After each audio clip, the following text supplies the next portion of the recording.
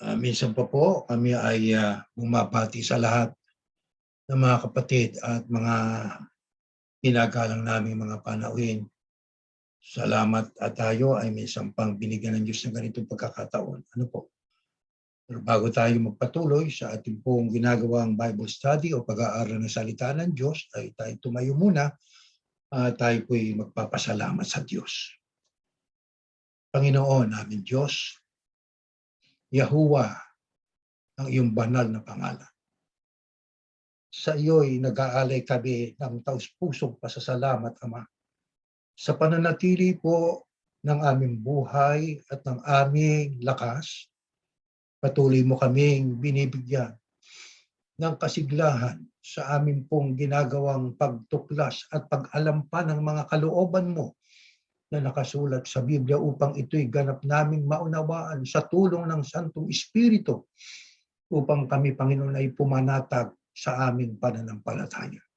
Patawarin mo po ang aming pong mga pagkukulang at maghari sa amin ng kapayapaan. Ang lahat ay magalang po naming hinihingi, Ama, sa tanging pangalan ng iyong bugtong na anak, ang Panginoong Yahushua, na amin pong tagapagligtas. Amen.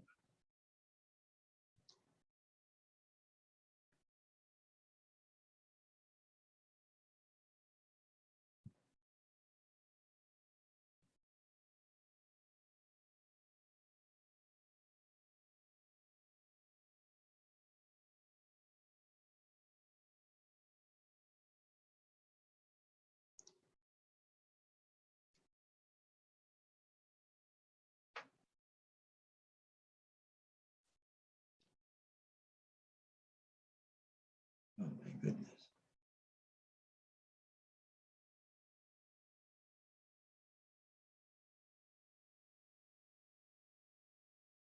Sister Nika, I cannot start a video because the host has stopped it. Can you please allow me to get into my video, please?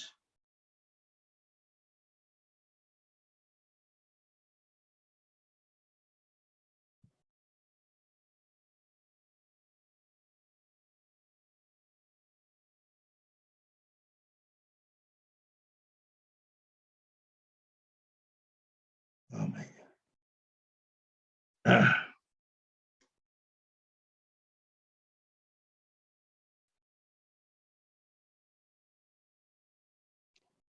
Sister Nika, hindi ako makapasok sa video.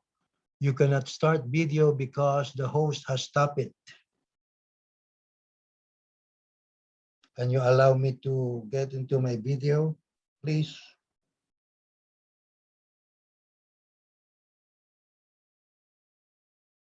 It's on na po. Okay.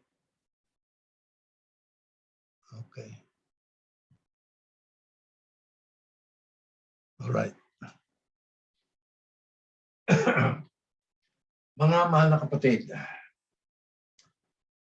tayo ay walang sawa na nagpapasalamat sa Panginoon Diyos. At ang Diyos ay napakabait. Hanggang ngayon ay may lakas at buhay pa tayo. Ano? Kaaral ho tayo ng mga salita ng Diyos dahil ng paksa po natin ang pagpapatawad ng kasalanan. Alam nyo nang ang ating Panginoong Yahushua Kristo ay malapit ng mamatay. Ano po? Ang ilang sa kanyang mga katagagang binitawan at hiningi sa Diyos ay sinabi niya, Ama, patawarin mo sila sapagkat hindi nila nalalaman ang kanilang ginagawa. Nabanggit ng ating Panginoong Yahushua yung pagpapatawad. Alam niyo, may mga tao ngayon, mga mangangaral, sabi nila, pagka hindi namin kayo pinatawad, hindi rin kayo patatawarin ng Diyos. Pero pagka kayo pinatawad namin, patatawarin kayo ng Diyos. Kaya ang iba, ay yan ang kanilang mga pinangahawakan at ang mga kaanib naman ay takot na takot dahil doon sa sinasabi ng kanilang mga leader. At ang iba naman ay nagpagawa ho ng pakumpisalan. Tulad sa ating kinagisnan, yung relihiyon, ano ho? Gawa sila ng pakumpisalan at doon nangungumpisal ang mga miyembro nila at kanilang napapatawad sa kanilang kasalanan, yung mga miyembro na nagkasala, at ang iba hindi nila napapatawad kung ayaw nilang patawarin. Alam niyo, mga kapatid, kailangang maliwanagan natin ito. Kaya ito'y ating pinaksa ngayon. Dahil sa mayroon silang batayan, talata ho ng Biblia. Mabuti basahin po natin. Dito ho sa Juan. Ganito po ang ating mababasa sa Juan 20:23. Pakinggan po natin at babasahin ko, mga kapatid. Kung patatawarin niyo ang kasalanan ng isang tao, pinatawad na siya ng Diyos. At kung hindi niyo patatawarin ang kanyang kasalanan, hindi rin siya pinatawad ng Diyos. Yan ho ang isa sa mga talata ng Biblia na ginagamit ng ibang mangangaral para ang miyembro nila ay kanilang makontrol. Alam niyo dyan, atin pong aalamin, ang kausap ng ating Panginoong Yahushua ay ang kanyang mga alagad. Sabi niya, ay maliwanag kung patatawarin niyo ang kasalanan ng isang tao, pinatawad na siya ng Diyos. At kung hindi niyo patatawarin ang kanyang kasalanan, hindi rin siya patatawarin ng Panginoon Diyos. Alam niyo mga kapatid, ang karamihan sa mga salin ay halos ganyan ang mababasa po natin. Na tila baga, binigyan ng ating Panginoong Yahushua o kaya'y binigyan ng ating Panginoong Diyos ang mga nasa ministeryo ng isang iglesia na magkaroon ng kapangyarihang magpatawad at hindi magpatawad sa kasalanan ng kanilang miyembro. Ngayon, hindi natin paliliwanagan yan. Nabasa natin po yan. Ang ating aalamin ngayon ay ito. Ano po, sa ikaliliwanag po niyan, ano po ang isa sa mga salin ng Biblia na magbibigay po sa atin ng liwanag sa kahulugan ng Juan 20:23. Basahin natin sa Ingles. Sa New American Standard Bible, ito nakasulat. If you forgive the sins of any, their sins have been forgiven them. If you retain the sins of any, they have been retained. Kung ating pong babasahin niyo sa Tagalog na Biblia, kung inyong patatawarin, mabuti, basahin po natin. Meron pa ako ritong isinaling ko po yan sa Tagalog. At basahin po natin, ganito ho ang ating ang katapat niyan. Kung patatawarin niyo ang mga kasalanan ng sino man, napatawad na sa kanila ang kanilang mga kasalanan. Kung pananatili ninyo ang mga kasalanan ng sino man, napanatili na ang mga ito. Yan ho ang katumbas sa Tagalog. Tandaan natin, kaya ginagamit ito ng ibang mga mangangaral para ho kontrolin ang mga miyembro nila. Kaya kayo ang wika, pag hindi namin kayo pinatawad, hindi kayo patatawarin ng Diyos. Pero pag pinatawad namin kayo, patatawarin kayo ng Diyos. Pagka ang inyong kasalanan ay pinanatili namin, ipananatilihin ng Panginoon Diyos. Kaya lumalabas na para bagang ang Diyos ay sunod-sunuran sa tao. Di ho ba? Na kapag hindi nila pinatawad, hindi rin patatawarin ng Diyos. Pero pag pinatawad nila, patatawarin sila ng Panginoon Diyos. Diyan ho ay ginamit yung mga salita. Pansinin ninyo. If you forgive the sins of any, their sins have been forgiven them. Tandaan natin yung salitang have been forgiven them. Yan ay present perfect tense. Ano ho? If you retain the sins of any, they have been retained. Kaya yan ay present perfect tense. Ang gamit po diyan, mga kapatid. Bueno, para lalo tayong makaunawa po niyan, basahin pa natin ang karugtong na kasunod nating referensya po sa The New American Standard Bible, yung NASB. Yan po ay New American Standard Bible, Hebrew Greek Key Study Bible, adds the following marginal note, have previously been forgiven by Spiros Zudhayh, PhD or Doctor of Theology. Nadyan po ang gamit po dyan sa partikular na talatang 20:23 ng Juan I have previously been forgiven. Ay dati nang napatawad na. Kaya mga kapatid, ang ibig lang sabihin po niyan ay maliwanag na ang NASB na talatsalin ng Biblia po ay nagtuturo ng tama. Na ano? Na ang kasalanan po ng isang tao ay naipatawad na o pinanatili pa ng Diyos bago pa magpasya po ang tao. Hindi ho ang tao ang magpapasya at ang Diyos ang susunod sa kanila. Kundi ang Diyos ang nagpasya na bago magpasya ang tao nang ayon sa pasya na ng Panginoon Diyos. O, tatandaan po natin yan. Kaya maaari sabi ng iba, kayo hong mga ministro ay arbitrary. Ang ginawa ninyo ay arbitrary choice. Pinili ninyo ang talata na papabor sa inyong gusto. Bueno, mga kapatid, alam nyo, ang nasa NASB talagang yun ang tama ho mga kapatid. Dahil sa ang Diyos po ang dapat masunod hindi ang Diyos ang susunod sa tao Di yata, pinagtibay namin sa lupa, pagtibayin mo dyan sa langit. Pinatawad namin dito sa lupa, pagtibayin mo patawarin mo rin sa langit. Maling-mali po, di ho ba? Gamitin po natin ang ating sentido komon, mga kapatid. Hindi ho ba dapat ay manggaling sa Diyos bago ho patawarin ng tao ang kanyang kapwa? Ay ba, pinatawad niya ang kanyang kapwa. Yung taong yun, pinatawad na ng Diyos bago niya ginawa ang pagpapatawa. Kaya ang sabi po dyan, I have previously been forgiven Di ba yan ang gamit po dyan sa NASB, sa Hebrew Greek Case Study Bible.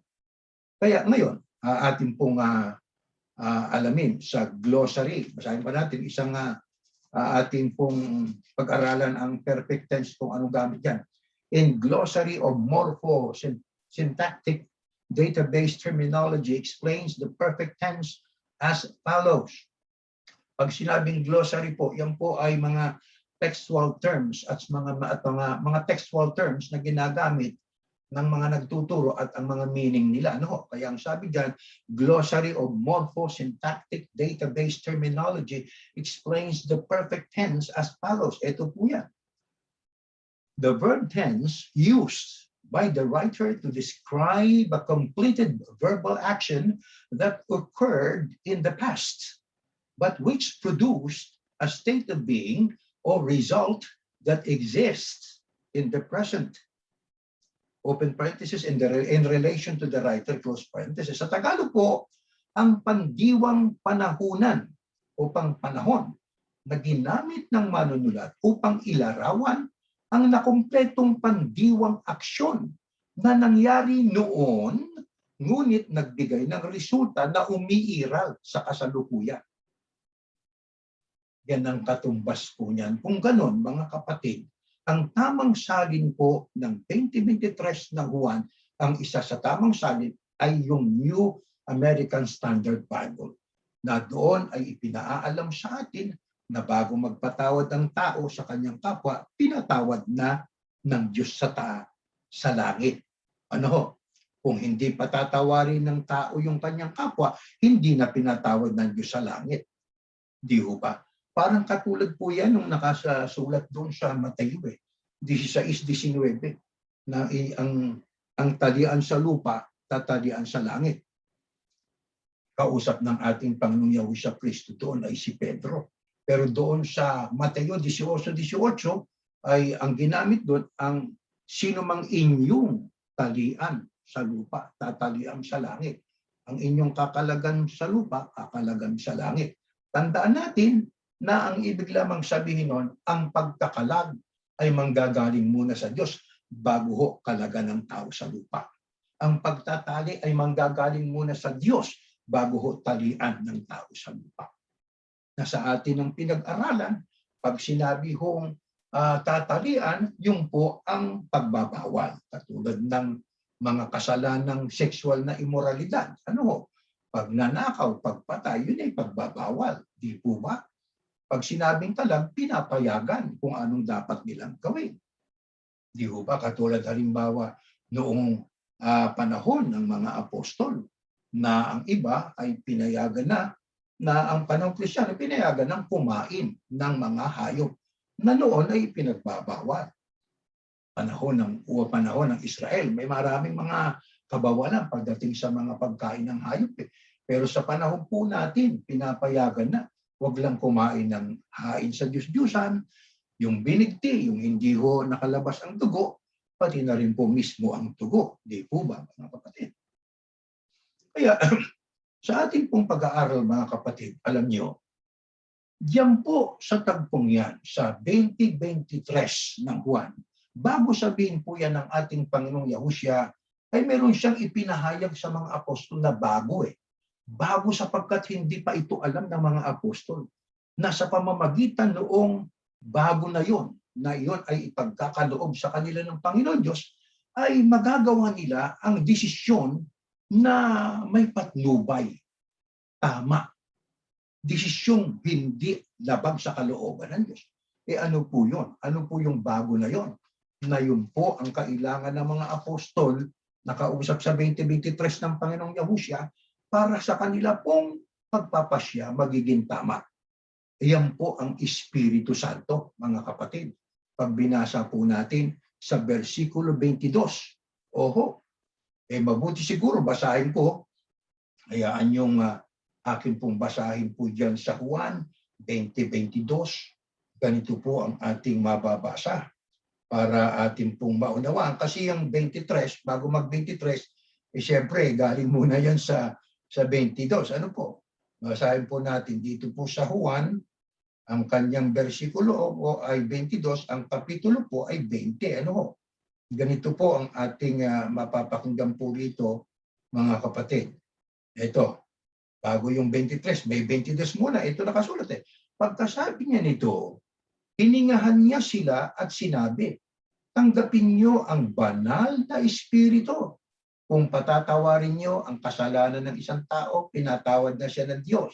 At kung hindi niyo patatawarin ang kanyang kasalanan, hindi rin siya pinatawad ng Diyos. Yun ang 23. Pero yung una kong binasa, 22. Nang sabi ron, pagkasabi niya nito, hiningahan niya sila at sinabi, tanggapin niyo ang banal na Espiritu. Ay yung bago, na yun ang hindi pa alam ng mga apostol noon, ay yung pagtanggap ng Espiritu Santo. Sapagkat sa pamamagitan po ng Espiritu Santo, sila po ay makapagpapasya ng ayon sa kalooban ng Diyos. Di ba? Ipagbabawal nila kung ano yung ipinagbabawal ng Panginoon Diyos. Ipahihintulot nila kung ano na yung ipinahintulot na ng Panginoon Diyos. Di po ba, mga kapatid? Ngayon, ang tanong ay ito, kailan po tinanggap ng mga apostol ang Espiritu Santo? Pagkamatay ng Kristo Yahushua o nang siya'y umakyat na sa langit? Mabuti basahin natin sa Gawa. Ganito po ang ating mababasa. Gawa. Pagdating ng araw ng pista na tinatawag na Pentecostes, nagtipon ang lahat ng mananampalataya sa isang bahay. Habang nagtitipon sila, bigla na lang silang nakarinig ng ugong na mula sa langit na katulad ng malakas na hangin. At puro ugong na lang ang kanilang narinig sa bahay na kanilang pinagtitipunan. Pagkatapos, may nakita silang mga ningas ng apoy na parang mga dila na kumalat at dumapo sa bawat isa sa kanila. Napos sila ng lahat. Napos silang lahat ng banal na espiritu at nakapagsalita ng iba't ibang wika na hindi nila natutunan. Ang banal na espiritu ang siyang nagbigay sa kanila ng kakayahang makapagsalita ng ganoon. Kailan po tinanggap ng mga alagad ang Espiritu Santo? Nung ang ating Panginoong Yahushua po ay nasa langit na. Yan ay araw po ng Pentecostes. Pag sinabing Pentecoste, ibig sabihin po 50 days ang katumbas po nun. Ang ating Panginoong Yahushua Kristo ho, nang siya'y buhay mag-uli, nagtagal pa siya ng 40 days Di ba? Bago siya umakyat sa langit. Kaya kung 50 days ang Pentecostes, sa Greek kasi Pentecoste, ng katumbas sa ating Tagalog ay Pentecostes. 50 days. So 50 days minus 40 is 10 days. Kaya 10 araw po ang pagitan nang ang ating Panginoong Yahushua ay nakaakyat na sa langit bago ho nila tinanggap ang Espiritu Santo. Bakit mahalaga po ang Espiritu Santo o ang banal na Espiritu? Sapagkat ang banal na Espiritu ang siyang papatnubay sa mga alagad ng ating Panginoong Yahusya para sila po ay makagawa ng isang paghatol na ayon sa inihatol na ng Panginoon Diyos. Para sila po ay makapagpasya na kung ano na ang ipinasya ng Panginoong Diyos. Di po ba? Kaya ang tanong po natin, ano pa po ang halaga ng Espiritu Santo? 14:17 ng Juan. Ito ho nakasulat. Mga kapatid, siya ang banal na Espiritu na tagapagturo ng katotohanan. Mahalaga pala yun. Talagang napakahalaga ng Espiritu Santo. Ano? Hindi siya matanggap ng mga taong makamundo dahil hindi siya nakikita o nakikilala ng mga ito. Pero kilala niyo siya dahil kasama niyo siya at sasain niyo magpakailanman. Ano pa po ang kahalagahan ng Espiritu Santo o banal na Espiritu? Ang sabi po riyan, siya ang banal na Espiritu na tagapagturo ng katotohanan. Kaya para ang tao na mangangaral ay makapagturo ng katotohanan, kailangan ang patnubay ng banal na Espiritu. Ang sabi po riyan, ng ating Panginoong Yahusya, hindi siya matatanggap ng mga taong makamundo dahil hindi siya nakikita o nakikilala ng mga ito. Pero kilala niyo siya dahil kasama niyo siya at sasain niyo magpakailanman. Kausap niya dyan yung mga apostol. Di po ba, mga kapatid? Kaya napakahalaga po ng Espiritu ng Diyos o yung banal na Espiritu. Kaya ang judgment o ang paghatol ng mga apostol ay ayon sa kalooban ng Panginoon Diyos. Tama sapagkat ang kanilang ginagawang paghatol may patnubay ng Espiritu Santo o banal na Espiritu. Kung tawagin sa English, Spirit-led judgment. Oo, di po ba, mga kapatid? Ngayon, kaya tatandaan din po natin na ang Diyos ay hindi papayag. Hindi siya sasang-ayon kailanman sa pasya ng tao na labag sa kalooban niya, siyempre. Diba? Hindi papayag ang Diyos Kaya sa ibang talata ng Biblia, mababasa po natin na ang lahat ng inyong hinihingi ay ibibigay sa inyo kung ang inyong hinihingi ayon sa kalooban ng Diyos. Kaya tandaan natin, anuman ang pagtibayin po ng tao rito na labag sa kalooban ng Diyos na ipinasya niya na, hindi sasang-ayunan ng ating Panginoon Diyos. Ano po ang isa sa mga halimbawa nito, mga kapatid? Basahin po natin. Paghatol o pagpapasya na may patnubay ng banal na Espiritu. Korinto. Ayan. May nagbalita sa akin, sabi ni Apostol Pablo Sasalita si Pablo yan May nagbalita sa akin na mayroon diyan sa inyo na gumagawa ng sexual na immoralidad. Kinakasama niya ang asawa ng kanyang ama. Grabe nga po yun. Hindi tama po yun. Ito'y masahol pa sa ginagawa ng mga taong hindi kumikilala sa Diyos dahil maging sila'y hindi gumagawa nito.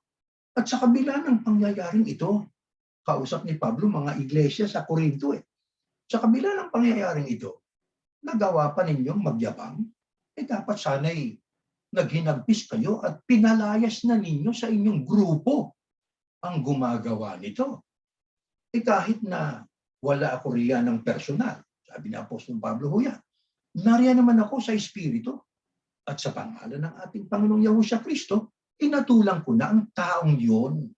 Kaya sa pagtitipon ninyo, isipin niyo na parang nariyan na rin ako sa Espiritu at sa kapangyarihang ibinigay sa atin ng ating Panginoong Yahusya Kristo, ipaubaya ninyo kay Satanas ang taong yun upang mapahamak ang kanyang katawan at maligtas ang kanyang espiritu sa araw ng paghuhukom ng Panginoon.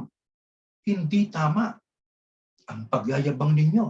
Hindi niyo ba alam ang kasabihan? Ang kaunting pampaalsa ay nakakapagpaalsa sa buong masa ng harina. Mga kapatid, ano po yung binasa po natin? Nariyan napapaloob ang paghatol o pagpapasya na may patnubay ng Espiritu Santo. Pero teka muna, ano kung mangyayari niyan? Yan po'y isang pangyayari sa lugar ng Corinto. Mga miyembro ang kausap ni Pablo eh. Miyembro ng iglesia sa unang siglo. Ang sabi niya, nabalitaan ko dyan sa inyo may gumagawa ng sexual na immoralidad. Paano yun? Kinakasama niya ang asawa ng kanyang ama. Aba, ang sabi dun masahol pa sa ginagawa ng mga taong hindi kumikilala sa Diyos. Bakit? Dahil maging sila, hindi nila gagawin yun eh. Kaya ang sabi ni Apostol Pablo sa mga miyembro ng iglesia sa Corinto, sa kabila ng pangyayaring ito, nagawa pa ninyong magyabang. Dapat sana'y naghinagpis kayo. At anong sabi? Pinalayas na ninyo sa inyong grupo ang gumawa nito. Nakita niyo, mga kapatid. Sabi pa ni Apostol Pablo, kahit nawala ako riyan ng personal, nariyan naman ako sa Espiritu. Sa pangalan ng ating Panginoon sa Kristo, hinatulan ko na ang taong yun. Nagbigay ng hatol si Apostol Pablo. Ang paghatol po niya, alam niyo, ayon sa hatol ng Panginoon Diyos. Matagal nang may hatol ang Diyos tungkol sa mga gumagawa ng sexual immorality. Di po ba? Ano hatol ng Diyos sa mga taong gumagawa ng sexual immorality, mga iba't ibang kasalanan? Hindi ang hatol niya ay alisin. Iwalag ninyo sa inyo ang mga kasamahan niyong gumagawa ng iba't ibang kasalanan, di ho ba? Kaya ang sabi ni Pablo, pinatulang ko na yung taong yun dapat pinalayas na ninyo sa inyong grupo ang gumagawa nito. Ano ho ang katunayan? Na yan pong ginawa ni Apostol Pablo na yun Yan po ay, sabi nga, spirit-led judgment. Pinatnubay ng banal na espiritu ang kanyang ginawang paghatol o pagpapasya. Katulad ng nasabi ko sa inyo, maging nung panahon ng unang siglo, ng panahon ng mga unang tao ng Diyos, bayang Israel, di ba? Kasama yan sa Ten Commandments na pakikiapid, bawal. Di ba? Sa panahong Kristiyano, bawal din po yan. Kaya matagal nang yan ay pinagtibay na pasya ng Panginoon Diyos. Kaya ang paghatol ni Apostol Pablo na dapat alisin sa grupo ang gumagawa ng sexual na immoralidad ay pasya na may patnubay ng banal na espiritu sapagkat sang-ayon sa kalooban na pinagtibay na ng Panginoon Diyos. Di ho ba, mga kapatid? Pero pagkaraan ng panahon, mga kapatid, ano ang sinabi ni Apostol Pablo sa mga taga-Korinto tungkol dun sa taong gumawa ng sexual na immoralidad? Basahin po natin. 2 Korinto 2:5-7. Eto. Ngayon, tungkol naman sa taong nagdulot ng kalungkutan kanino man, hindi lamang ako ang binigyan niya ng kalungkutan. Tinutukoy ni Pablo po yan, hindi yung taong gumawa ng sexual na immoralidad. Ayaw kong magmalabis, pero nagbigay din siya ng kalungkutan sa inyong lahat. Pero sapat na ang kaparusang ibinigay ninyo sa kanya, kaya patawarin na ninyo siya at patatagin. Dahil baka maging labis ang kanyang hinagpis at tuluyang panghinaan ng loob. Di hinatulad kanina, alisin niyo sa grupo niyo. Hatol ni Pablo na ayon sa hatol na ng Panginoon Diyos. Matagal nang inihatol ng Diyos yun. Kaya talagang spirit-led yung kanyang judgment. Pero dito, meron din siyang naging pasye na ang sabi niya, tungkol din sa taong nagdulot ng kalungkutan kanino man, maging sa akin, sabi ni Pablo, ayaw kong magmalabis, pero nagbigay din siya ng kalungkutan sa inyo. Pero sapat na ang kaparusang ibinigay ninyo sa kanya. Kaya patawarin na ninyo siya. Kaya inatulan, pinatawad, paghatol at pagpapatawad na may patnubay ng banal na espiritu sapagkat yan po'y paghatol at pagpapatawad na ayon sa inihatol na ng ating Diyos na nasa langit. At ang mga aral niya nakasulat sa Biblia. Di po ba, mga kapatid? Kaya nga pinasulat ng Diyos ang kanyang mga salita sa Biblia, di po ba? Ang sabi niya, patawarin. Sapat na ang kaparusang ibinigay niyo sa kanya. Kaya patawarin na ninyo siya at patatagin. Bakit? Dahil baka maging labis ang kanyang hinagpis at tuluyang panghinaan ng loob. Kaya paghatol at pagpapatawad na may patnubay ng Panginoon Diyos. Sana naunawaan po natin yan. Ano pang ilan sa mga halimbawa sa Biblia na ito'y matagal ng pinagtibay ng Panginoon Diyos na tama, mabuting gawin, pero pinasya ng iba na masama. Basahin natin ito. sa Pedro, ganito nakasulat. Alalahanin niyo na si Kristo ang dapat ninyong parangalan at sundin. Diyan pa lang mayroon na tayong dapat na mapunod yun eh. Ang pinararangalan ng iba, yung kanilang leader eh. Di ba? Salamat, ipinagawa mo kami nito. Di ba? Salamat, kami ay binigyan mo ng ganito. Akala mo galing sa kanya yung pera. Pinararangalan yung tao eh. Sabi rito eh, alalahanin niyo na si Kristo dapat ninyong parangalan at sundin. Sino pinararangalan ng iba? Santo Papa. Sino pinararangalan ng iba? Leader ng reliyon nila. Ito, tuloy natin. Dapat lagi kayong handang magpaliwanag sa sino mang magtatanong sa inyo tungkol sa pag-asa ninyo. At maging mahinahon at magalang kayo sa inyong pagsagot. Tiyakin ninyong laging malinis ang inyong konsensya para mapahiya ang mga taong minamasama ang mabubuti ninyong gawa. Ang mabubuti ninyong gawa bilang mga tagasunod ni Kristo. Ano po yan? Aral ng Diyos. Na ano ang sabi? Kailangan ang wika kay handa na magpaliwanag sa sino mang magtatanong sa inyo tungkol sa pag-asa ninyo. Ang makatuwid, ang pagtatanong ay alam na ng mga Kristiyano na tama. Bakit? Yan ay ayon sa kalooban ng Diyos eh. Kaya pinaghahanda. May magtatanong tungkol sa pag-asa nyo, tungkol sa pananampalataya nyo, tungkol sa mga gawain ninyo, may magtatanong. Dapat? Maghanda kayong, dapat kayong handang magpaliwanag. Ibig sabihin, sasagutin. Paano? Pagsagot, maging mahinahon. Ang iba imbis na magpaliwanag, itiniwalag eh. Yung nagtanong. Yun ang mga pagpapasyang walang patnubay ng banal na Espiritu. Imbis na paliwanagan mo, tiniwalag mo. Paano ko kung sumagot? Kung sumagot man, maging mahinahon, huwag yung mabalasin. Maging magalag, huwag yung bastos. Di ba? Maging mahinahon at magalang kayo sa inyong pagsagot. Ano pa sabi? Tiyakin ninyong laging malinis ang inyong konsensya. Yan ay kalooban ng Diyos yan. Matagal na po yung ipinagtibay ng Panginoon Diyos, kaya ipinasulat niya sa Biblia eh. Hindi po ba? Kung masama na hindi natin sagutin ang ating kapwa, lalong masama na hindi natin tugunin ang panawagan ng isang ina, di ba? Mas masama po yun. Bali ba, hindi mo na nga sinunod, hindi mo na tinugon, hindi mo na dinidig ang tinig ng iyong ina, o ng iyong mahal sa buhay, o mga mahal sa buhay, hinayaan mo pang lapastanganin ng iba. Ang kadugo mo, di atat yan ay pasyang walang patnubay ng Espiritu Santo eh. Walang patnubay ng banal na Espiritu. Di ba mga kapatid? Ano pa? Ano pa ang isa sa mga napagtibay na ng Diyos? Kaya pinasulat niya sa Biblia.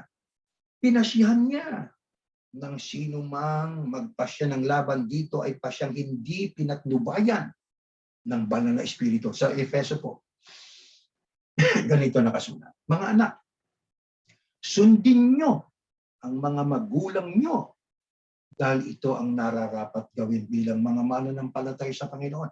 Igalang nyo ang inyong ama't ina. Ito ang unang utos na may kasamang pangako at itong pangako, giginhawa ka at hahaba ang buhay mo rito sa lupa. Ano yan? Pasya ng Diyos. Matagal na. Anong ginawa? Ipinasulat kay Apostol Pablo. Ano yung nilalaman sa Efesong binasa natin? Mga anak, para sa atin yung mga anak, kung kayo may mga magulang pa. Ano sabi? Sundin nyo ang mga magulang nyo. Bakit? Sapagkat itong nararapat gawin bilang mga mananampalataya sa Panginoon. Paano yung pagsunod? Igalang nyo ang inyong ama't ina. Ano pangako? Ito ang unang utos na may kasamang pangako. Ano nga yung pangako? Giginhawak at hahaba ang buhay mo rito sa lupa. Kaya mga kapatid, ang paggalang sa magulang, pinagtibay ng Panginoon Diyos. Hatol ng Panginoon Diyos yan. Pasya ng Panginoon Diyos yan.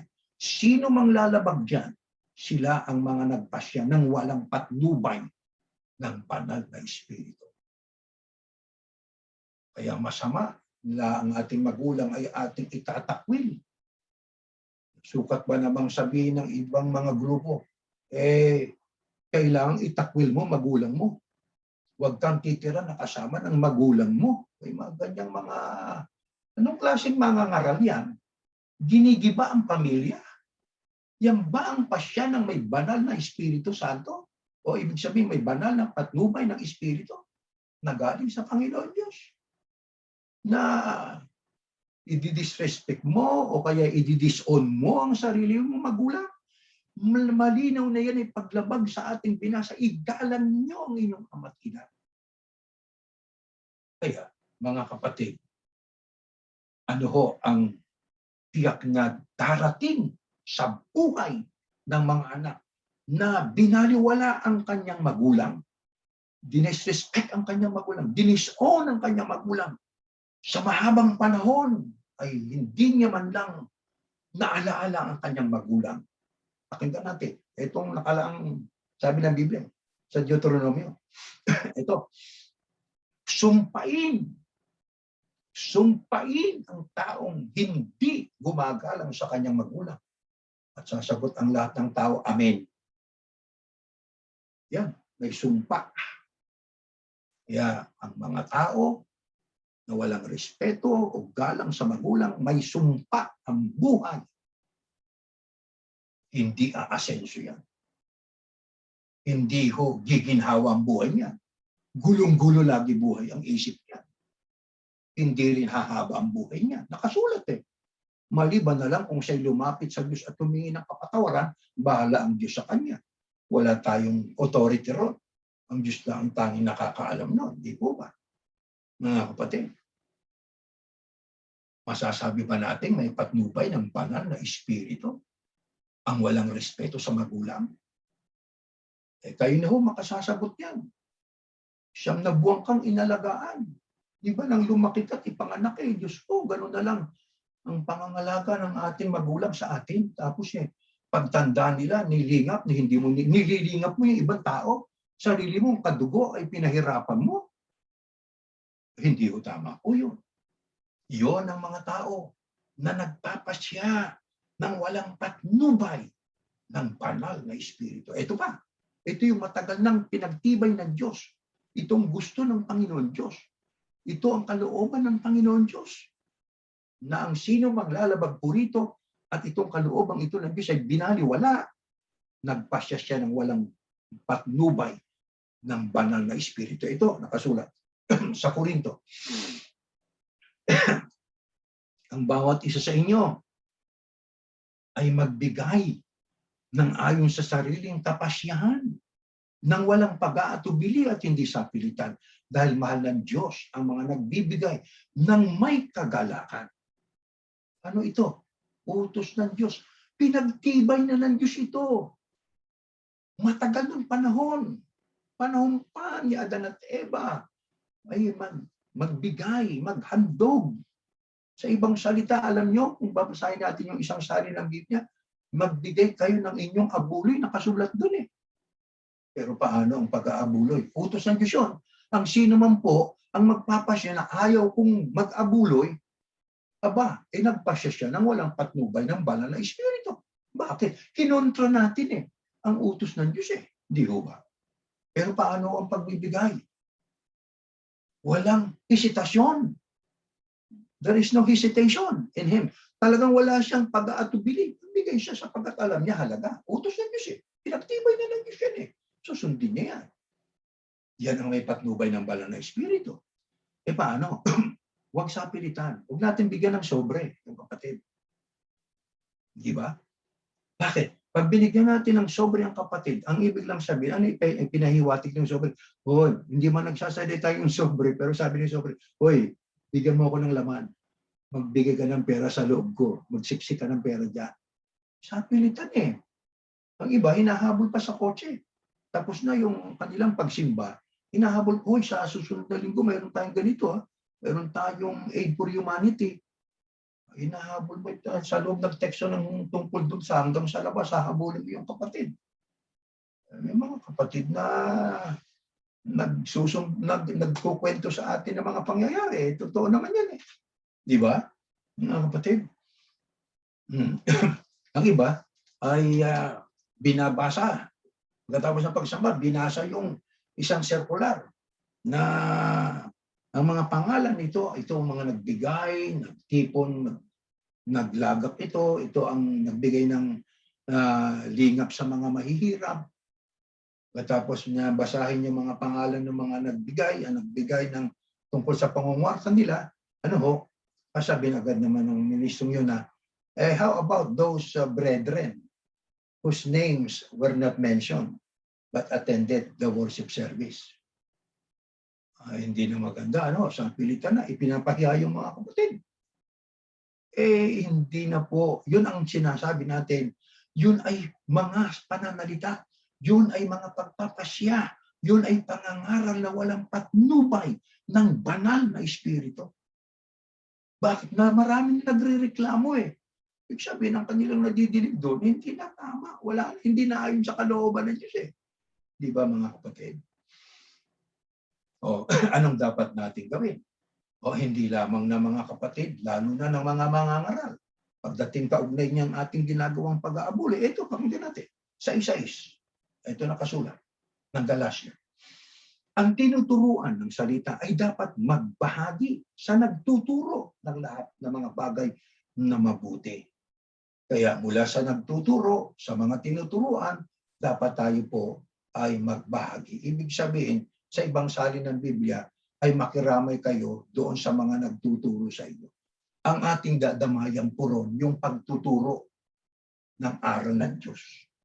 Kaya, ang sino man na ayaw makiramay, nagpapasya siya ng labag sa ipinasya ng Panginoon Diyos. Hindi po ba? Nagpapasya siya ng walang patnubay ng banal na espiritu. Kaya mula sa mga ngaral hanggang sa mga pinangangaralan, sama-sama. Sabi nga, tulong-tulong na ating gawin. Yang pakikiramay, pagdamay, para po ang mabuti na yan ng kautusan ng Diyos ay maituro, lumaganap sa lahat ng mga tao. Kaya ang nagpapasya po ng hindi pagtulong sa ikalalaganap ng mga aral ng Diyos ay nagpapasya ng hindi pinatnubayan ng banal na espiritu. Ngayon alamin natin ang paraan ng pagpapasya noong panahon ng lumang tipan. Ano ho ang ipinagkaloob ng Diyos sa mga matatanda, mga hukom, mga nanungkulan sa bayang Israel noon? Pakinggan natin sa Aklat ng Bilang. Ito, dahil dito, sinabi ni Yahuwah kay Moises, pumili ka ng 70 matatandang pinuno sa Israel. Yung mga kinikilala ng kanilang lipi. At isama mo sa toldang tipanan. Pagdating ninyo roon, bababa ako at makikipag-usap sa iyo. Babahaginan ko sila ng espiritong ibinigay ko sa iyo upang makatulong mo sila. Ang dapat nating mapansin po yan, ang sinabi ng Diyos kay Moises, pagdating niyo roon, bababa ako at makikipag-usap sa iyo. Sabi niya kay Moises, sabi ng Diyos, babahaginan ko sila ng espiritong ibinigay ko sa iyo upang makatulong mo sila. Kaya nung panahon ng mga hukom, panahon ng matatanda sa Israelita noon, mga nanunungkulan sa Israel, ano ho ang ibinigay sa kanila ng Panginoon Diyos? Yung espiritong bigay din niya kay Moises. Parang katulad ng sinabi ng ating Panginoong Yahushua, noong bago ho sumapit yung bago siya umalis at bali siya umakyat sa langit, ay sabi niya doon sa mga apostol sa Gawa Kapitulo 1, huwag kayong aalis dyan sa Jerusalem hanggat hindi nyo natatanggap ang banal na espiritu. Pero 10 days after lang, bago nila natanggap po yan, ng araw ng Pentecostes, mababasa naman natin yung sa Kapitulo 2 ng Aklat ng mga Gawa. Di po ba, mga kapatid? Ganyan din ang Panginoon Diyos nung una. Di ba? Yan ang ginaya ng ating Panginoong Yahushua. Ang ginawa ng Panginoon Diyos kay Moises at sa mga nanunungkulan at katulong ni Moises noong panahon nila. Sabi nga, inuulit ko, babahaginan ko sila ng espiritong ibinigay ko sa iyo upang makatulong mo sila. Kaya ang katulong ni Moises, ka-espiritu niya. Bakit? Sapagkat ang espiritong taglay ni Moises, yun din ang ipatataglay ng Diyos sa kanila. Espiritu na kung tawagin, banal na espiritu. Sapagkat ang nagbigay ay banal. Kaya kung tawagin banal na espiritu, alalaong bagay, espiritong galing kay Yahuwah. Kaya, ka-espiritu sa pangangalaga ang mga katulong sapagkat iisang espiritu ang sa kanila'y pumapatnubay. Ano ho ang ipinahayag ng Moises noong pasimulang bahagi ho ng pangunguna ng mga hukom sa bayang Israel? Ito, pakinggan natin sa Deuteronomio. Ganito ho, mapapasa natin. Nang panahon yun, iniutos ko sa inyong mga hukom, ayusin ninyo ang paso ng mga tao at humatol ng makatarungan. Hindi lang sa mga Israelita, kundi pati na rin sa mga dayuhang naninirahang kasama ninyo. Wala dapat kayong papanigan sa inyong paghatol. Parehas ninyong pakinggan ang mga mahihirap at mayayaman. Huwag kayong matatakot kahit kanino. Dahil galing sa Diyos, pansinin ninyo, dahil galing sa Diyos ang mga desisyong ginagawa ninyo. Mahirap para sa inyo ang kaso. Dalhin niyo ito sa akin at ako na ang bahala sa paghatol nito. Yan ay panahon ni Moises eh. Di ba? Yan ay sa mga ikangay panimulang bahagi po ng pangangasiwa ng mga hukom. Sabi po yan na sa ating binasa ay wala kayong papanigan sa inyong paghatol. Parehas ninyong pakikinggan ang mga mahihirap at mayayaman. At ang sabi pa, huwag kayong matatakot kahit kanino. Bakit? Dahil, nababasa ninyo po yan. Dahil galing sa Diyos ang mga desisyong ginagawa ninyo. Bakit tiyak na galing sa Diyos? Kasi ang pumapatnubay kay Moises, maging sa mga katulong niya, ang Espiritu ng Diyos. Kung tawagin, banal na Espiritu. Di po ba? Kaya, makikita ninyo ang correlation, ang pagkakaugnay-ugnay sa panahong una hanggang sa panahon ng ating Panginoong Yahushua Kristo. Diba? Ang Espiritong galing sa Diyos, mga kapatid. Kaya ang desisyon, tandaan natin, ang desisyon na may patnubay ng Espiritu ay desisyon ng Diyos. Nagdesisyon ako. Ang aking desisyon ay batay sa kalooban ng Diyos na matagal na nakasulat sa Biblia, ayon sa batas ng Diyos. Tiyak, tama yung aking desisyon. Pero paano ko nagawa yun?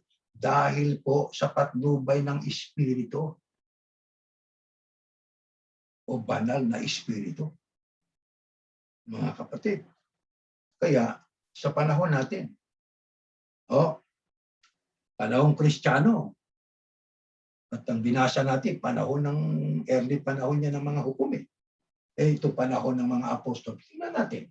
Pakinggan po natin dito sa Gawa. 15:1, 2:6-28, ganito nakasulat. May mga taong galing sa Judea na pumunta sa Antioch at nagturo sa mga kapatid doon na silang mga hindi Hudyo ay hindi maliligtas kung hindi sila magpapatuli ayon sa kaugaliang itinuro ni Moises. Hindi ito sinang-ayunan ni Pablo at Bernabe. At naging mainit ang pagtatalo nila tungkol dito. Kaya nagkaisa ang mga mananampalataya roon na papuntahin sa Jerusalem sina Pablo at Bernabe at ang iba pang mga mananampalataya sa Antioch para makipagkita sa mga apostol at sa mga namumuno sa iglesia tungkol sa bagay na ito. Kaya nagpulong ang mga apostol at ang mga namumuno sa iglesia para pag-usapan ang bagay na ito. Nagkasundo kami ayon sa patnubay. Pasinin natin, nagkasundo kami ayon sa patnubay ng banal na Espiritu na wag nang dagdagan pa ang mga dapat ninyong sundin maliban sa mga ito. At po ito panahon ng mga apostol. Kasi ang mga unang kaanib, mga Hudyo, ang mga Hudyo ay mga halas o mga circumcised. May mga hindi Hudyo, ang iba hindi circumcised. Ang ibang mga miyembro noon sa unang iglesia, yung mga galing sa Judea, ay tumutol doon sa mga hindi Hudyo. Hindi ang wika kayo maliligtas kung hindi kayo magpatuli. Ayon sa kaugalian, itinuro ni Moises. Bali ba, may tumutol ngayon. Sinong tumutol? Sina Pablo at Bernabe. Paano yung nangyari ngayon? Nagkaroon ng pagtatalo. Hindi maliit na pagtatalo. Naging mainit ang pagtatalo. Kaya naging pasya nila? Pumunta sila sa Jerusalem. Bakit? Nandoon kasi ang mga apostol na iba eh. Pati na ang mga namumuno sa iglesia.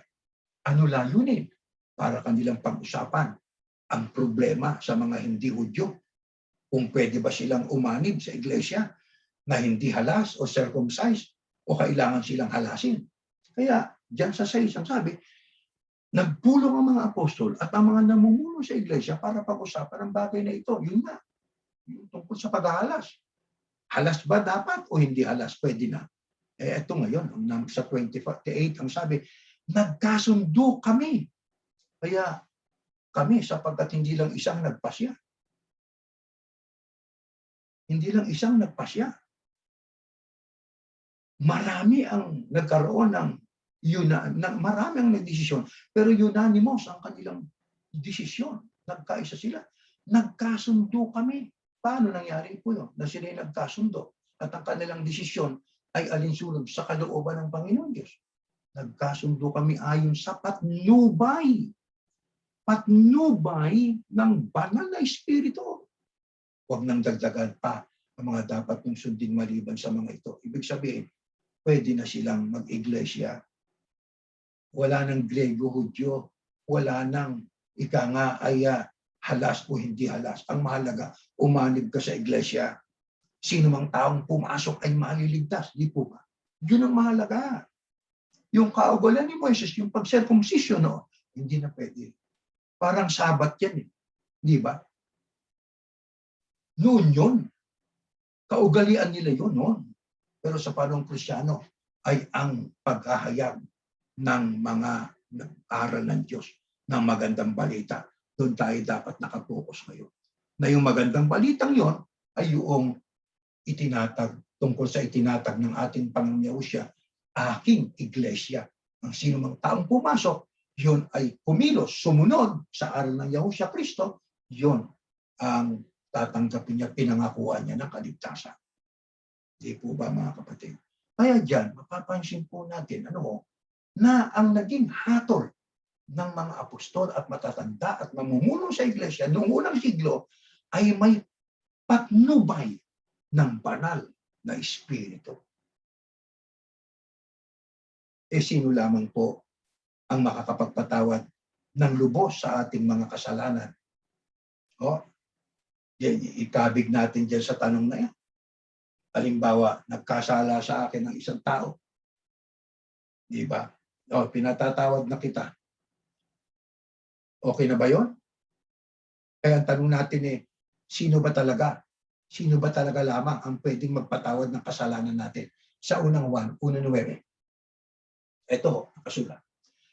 Ngunit kung ipinagtatapat natin sa Diyos ang ating mga kasalanan, maaasahan nating patatawarin niya ang ating mga kasalanan at lilinisin tayo sa lahat ng uri ng kasamaan dahil matuwid siya.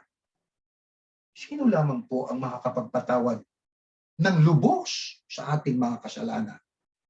Ang Diyos. Ang Diyos lamang po ang makakapagpatawad sa ating mga kasalanan. Ano ang garantiya ng Diyos pagdating sa pagpapatawad ng kasalanan? 43:25, Isaias.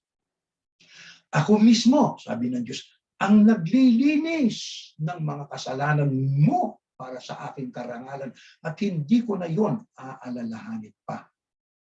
Yan ang tinatawag lubos na pagpapatawad. Yung ating ginawang, sinabi natin, pinatatawad na kita sa iyong kasalanan, hindi ho lubos yun eh. Hindi lubos yun, mga kapatid. Bakit?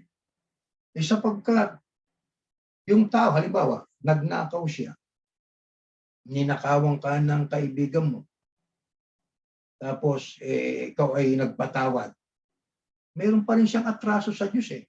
Sapagkat yung pagnanakaw, hindi mo naman utos yun eh. Utos nino yun, ng Diyos. Kaya ang lubos lang na makakapagpatawad sa Kanya, ang Diyos, hindi tayo. Di ho ba mga kapatid? Ano katunayan yan? Ito, Marcos 2:7. Ito nakasulat. Pakinggan natin. Bakit siya nagsasalita ng ganyan? Nilalapastangan ng Diyos walang makakapagpatawad ng kasalanan kundi ang Diyos lang. Walang makakapagpatawad ng kasalanan kundi ang Diyos lang. Isipin ninyo mga kapatid, kung yung nakasulat sa Juan 20:23, sino mang patatawarin niyo, patatawarin ng Diyos. At sino mang hindi niyo patatawarin o pananatili ng kasalanan, ay pananatili ng Diyos ang kanilang kasalanan. Kung yun ay magagawa ng mga apostol, bakit ang Panginoong Yahushua nung siya'y nakapako sa krus, Ama, patawarin mo sila. Hindi nila nalalaman ang kanilang ginagawa. Lumalabas, masigit pa yung mga apostol. Nakakapagpatawad. Ang Kristo, Ama, patawarin mo siya. Humingi pa siya sa Ama eh. Di ba? Kaya misinterpretation ng iba yung nasa Juan 20:23. Paggawa ng pakumpisala. Nagtiteksto ng pag hindi namin kayo, pag sinabi namin sumunod kayo, wag na hindi, sapagkat masusumpa kayo. Hindi ho totoo yun, mga kapatid. Huwag natin katakutan yun. Katakutan natin ang Diyos. Bakit? Walang makakapagpatawad ng kasalanan natin kundi ang Diyos lang.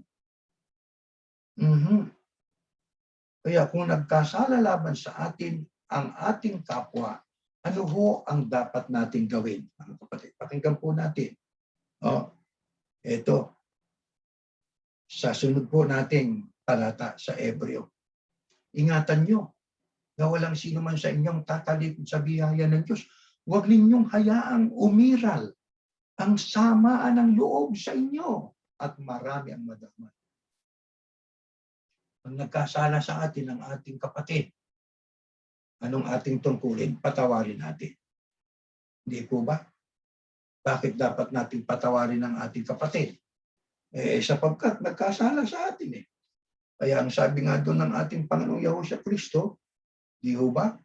Ay Ama namin, nasa langit ka, sambahin nawa ang pangalan mo, dumating nawa ang kaharian mo, kung ano sa langit, ganun din sa lupa. Di ho ba?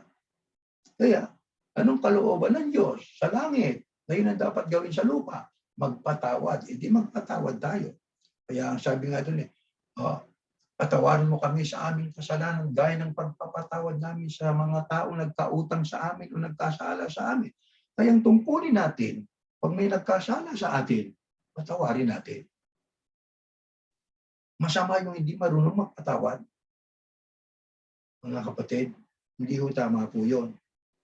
Pero ang pagpapatawad po natin ay dapat ay ayon sa kalooban ng Diyos. Ano yun?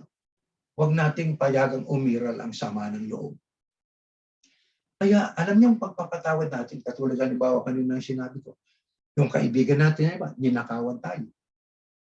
Tinatawad na natin. Huwag na nating pairalin yung sama ng loob sa atin. Loob. Huwag tayo magtalmi ng buot. Huwag nating pairalin. Alisin natin yung sama ng loob. Ngayon, at ang pagkakasala ng kapatid, alam niyo, maaring maulit pa yan.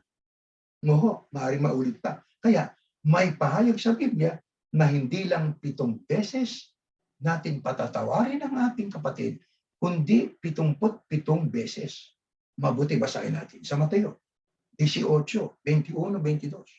Lumapit si Pedro kay Yahushua at nagtanong, Panginoon, ilang beses ko po bang patatawarin ang kapatid na laging nagkakasala sa akin?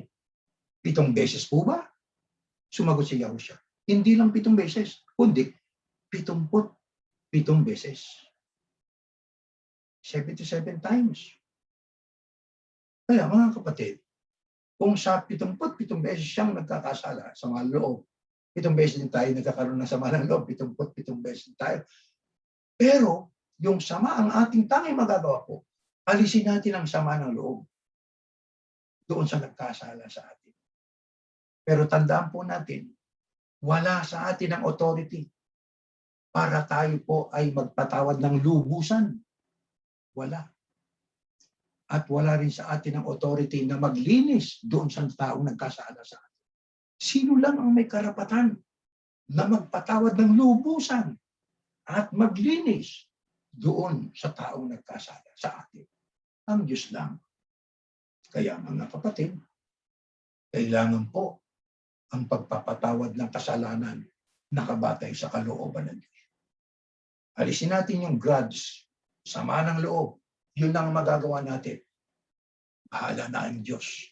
Ang lubusang magpatawad sa Kanya, bahala na ang Diyos ang maglinis sa Kanya. Kaya sana itong ating pinag-aralan po ay magsilbi na ito ay gabay natin sa ating pong pakikitungo sa ating kapwa, lalo na sa ating mga kapatid. Ang mga nangangaral na may patnubay ng banal na espiritu ay kanilang hinahangad manatili ang kanilang kaugnayan sa banal na espiritu. Paano mamamalagi po yun? O ang ating ginagawa ayon lagi sa patnubay sa ipinasya na ng Panginoon Diyos. Para ang kanilang mga ginagawang decision making, yung kanilang desisyon ay maging ayon sa kalooban ng Diyos. Alam naman natin ang kalooban ng Diyos para mamalagi sa atin ang patnubay ng banal na espiritu. Matagal na po nakasulat sa Biblia. Tuklasin natin, alamin po natin. Pag sinabi ng Diyos na huwag, di huwag din. Huwag, di bawal. Bawal tayo. Pag sinabi ng Diyos na sige, gawin natin, gawin natin. Para tayo po ay mamalagi ng ating pasya, ang ating pong ginagawang mga gawain sa loob ng iglesia, maging pakikitungo sa kapwa-tao, ay maging batay sa kung ano na ang ipinasya o inihatol o kalooban ng Panginoon Diyos. Nawa po, malinaw ito sa atin, tayo mananalangin. Salamat po na marami dakilang Ama sa aming pinag-aralan po ngayong gabi. Loobin mo na itong aming natutunan ay aming pong sampalatayanan at gawin upang kami, Ama, ay makapagdesisyon ng may patnubay ng banal na espiritu kailanman ang aming ipapasya ay kung ano na ang ipinasya mo na nakasulat na malaon sa banal na kasulatan. At loobin sanang dagdagan kami ng pusong mapagmahal, mapagpatawan upang umiral sa amin at mamalagi sa amin ang patnubay ng banal na espiritu. Sumasampalataya kami, na pinagpala mo na kami, nakaluwalhati pa kami sa iyong minsang pama. Sa ngalan po ng iyong anak, ang Panginoong Yahushua, na aming dakilang tagapagligtas. Amen. Kung sakali man po, may mga tanong pa kayo, ay paki-forward lang po ninyo. Pakipadala lang sa amin dyan po sa ating pong screen nakasulat ay questions@churchofyahushua.org. At sa tulong at patnubay ng Espiritu ng Diyos, sasagutin namin kayo ng ayon po sa Biblia. Hanggang dyan po, bayan tayo ng Ama. At sa darating na pagsamba, magkasama-sama tayo.